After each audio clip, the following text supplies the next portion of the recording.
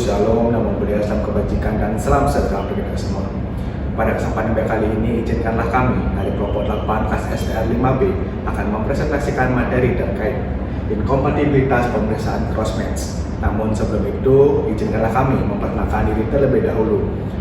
Dimulai dari saya sendiri, saya Kadendra Melewan dengan akhiran NIM 051 dan rekan saya. Perkenalkan, nama saya Putu Lestari dengan akhiran NIM 045. Saya Hidayah Bundani Imayani dengan akhiran NIM 050. Baik, di sini saya akan menjelaskan definisi crossmatch, prinsip pemeriksaan crossmatch, dan metode pemeriksaan crossmatch. Yang pertama ada definisi crossmatch. Crossmatch atau uji silang surasi adalah proses pemeriksaan pratransfusi yang dilakukan untuk mengetahui apakah ada kecocokan antara darah donor dengan darah pasien. Selanjutnya ada prinsip pemeriksaan crossmatch. Prinsip pemeriksaan crossmatch didasarkan terhadap adanya antigen pada sel darah merah donor dengan antibodi pada serum atau plasma pasien.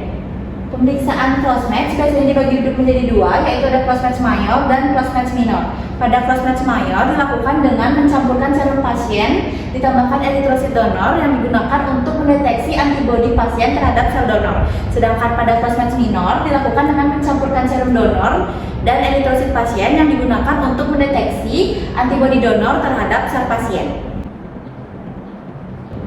Selanjutnya ada metode pemeriksaan crossmatch. Metode pemeriksaan crossmatch dibagi menjadi dua, yaitu ada metode konvensional dan metode gel test. Yang pertama ada metode konvensional.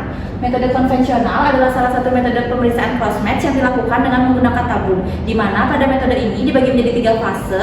Yang pertama ada fase inkubasi pada suhu ruang dengan menggunakan medium salin. Yang kedua ada fase inkubasi pada suhu 37 derajat Celcius dengan menggunakan bovine albumin 22%, dan yang terakhir ada fase ketiga yaitu fase anti-human globulin. Kemudian selanjutnya ada metode gel test. Metode gel test adalah salah satu metode pemeriksaan crossmatch yang ditemukan oleh Lapierre pada tahun 1990 di Lyon Blood Center. Metode ini adalah salah satu metode pemeriksaan crossmatch yang menggunakan microtub, di mana pada microtub tersebut terdapat gel dan reagen anti-human globulin. Baik, yang selanjutnya saya akan memaparkan materi terkait dengan pengertian inkompatibilitas.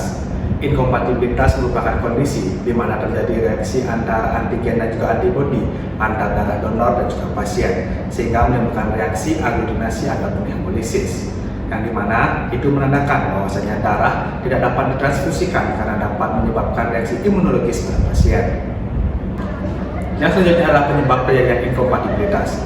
Inkompatibilitas pada pemeriksaan crossmatch terjadi ketika terjadi reaksi antara antigen dan antibodi pada darah donor ataupun pasien. Kondisi ini menandakan adanya ketidaksesuaian imunologis.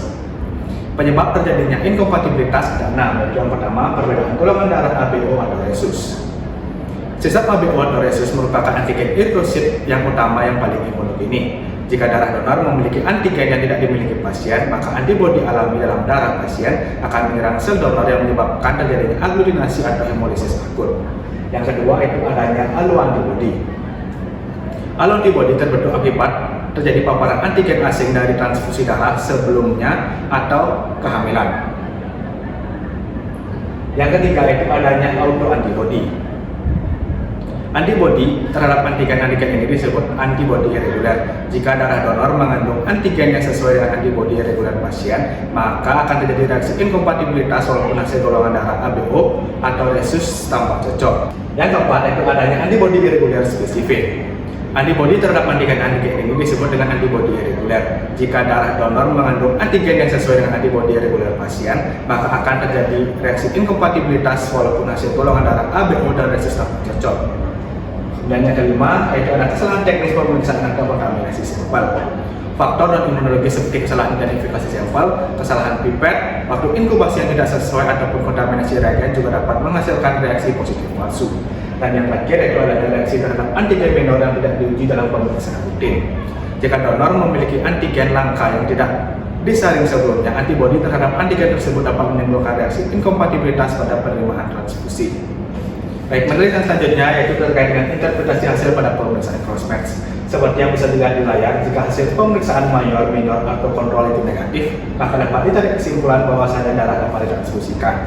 Sedangkan jika pemeriksaan mayor positif, pemeriksaan minor dan atau kontrol negatif dapat ditarik kesimpulan bahwasanya yaitu untuk mengganti pendonor atau darah tidak dapat ditransfusikan.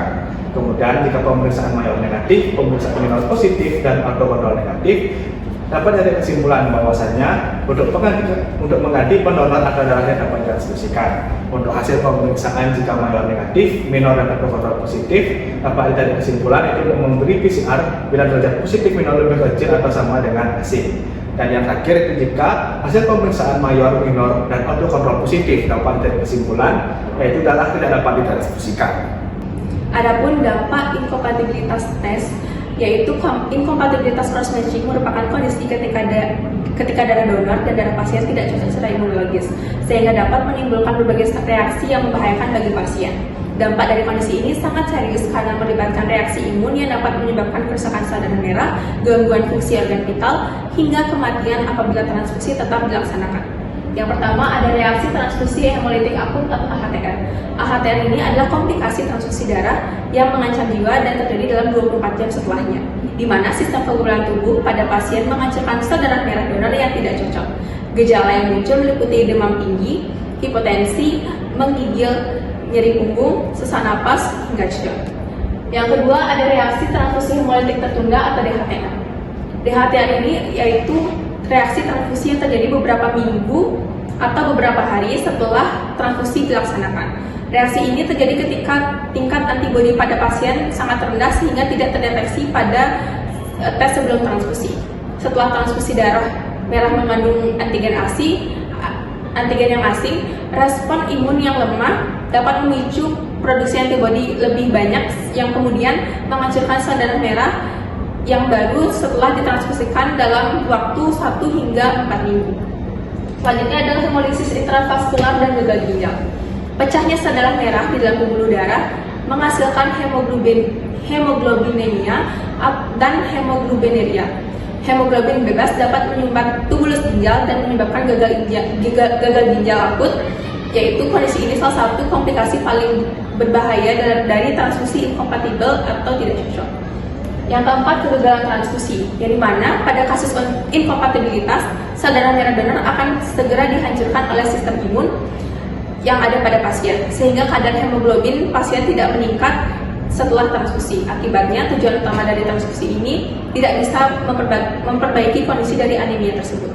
Yang terakhir adalah komplikasi sistemik berat, yaitu salah satu bagian dari AHTR yang pada inkompatibilitas berat dapat menyebabkan pelepasan mediator inflamasi dan aktivasi sistem koagulasi yang memicu DIC, yaitu kerusakan hati, gagal ginjal, dan organ vital lainnya. Kondisi ini disebut dengan shock hemolitik yang berpotensi fatal bila tidak ditangani. Selanjutnya ada pencegahan dari inkompatibilitas cross-matching. Untuk mencegah terjadinya inkompatibilitas pada proses transfusi darah, dilakukan langkah-langkah pemeriksaan yang cermat dan sistematis sebelum darah diberikan kepada pasien. Pencegahan ini bertujuan untuk memastikan donor darah itu benar-benar sesuai dengan kondisi imunologis pasien, sehingga transfusi dapat dilakukan secara aman, efektif, dan juga bebas dari risiko hemolitik. Yang pertama adalah verifikasi identitas dan legal sampel. Kesalahan identitas merupakan penyebab umum inkompatibilitas transfusi. Karena itu, setiap sampel harus memiliki label identitas pasien yang jelas dan disesuaikan dengan data pada formulir permintaan transfusi. Yang kedua adalah menjaga kualitas reagen dan alat. Reagen dan peralatan laboratorium harus disimpan dengan baik dan benar pada suhu yang sesuai. Reagen yang sudah rusak atau kadaluarsa dapat menghasilkan hasil uji silang serasi tidak valid. Yang ketiga adalah pemeriksaan golongan ABO yang akurat. Penentuan golongan darah ABO dan rhesus harus dilakukan dengan benar pada donor darah pasien maupun pasien. Pemeriksaan ini menjadi langkah awal sebelum memasuki pemeriksaan cross-match. Pemeriksaan ini menguji antisera yang masih aktif dan belum kadaluarsa untuk menghindari keakuratan hasil. Selanjutnya ada melakukan uji cross-match lengkap. Uji silang mayor dan minor harus tetap dilakukan untuk sebelum transfusi dilaksanakan. Uji mayor merupakan pemeriksaan utama karena mendeteksi reaksi antara serum penerima dan sel darah merah donor. Dengan hasil uji ini menunjukkan aglutinasi darah tidak dapat didonorkan atau tidak cocok dengan incompatible. Selanjutnya ada pemeriksaan autokontrol dan antibodi irregular, yang dimana autokontrol dilakukan untuk memastikan bahwa reaksi positif disebabkan oleh antibodi imun. Selain itu dilakukan juga pola pemeriksaan antibodi screening untuk mendeteksi antibodi non-ABO seperti anti-kel, anti-E atau anti-DUV yang bisa menyebabkan reaksi hemolitik tertunda. Selanjutnya, penerapan kendali mutu atau quality control. Laboratorium itu wajib untuk melakukan quality control harian dan berkala terhadap reagen, alat, dan prosedur pemeriksaan. Hal ini bertujuan untuk memastikan uji yang dilakukan selalu valid dan dapat dipercaya. Yang terakhir, pelatihan petugas laboratorium.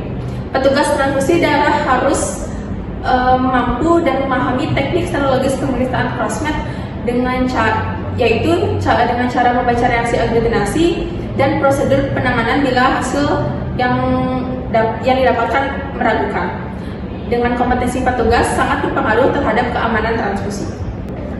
Adapun contoh kasus dari incompatibilitas cross-matching, yaitu kasus seorang pasien perempuan berusia 30 tahun dengan anemia berat dengan hemoglobin 5,8 gram per dl direncanakan menerima transfusi darah.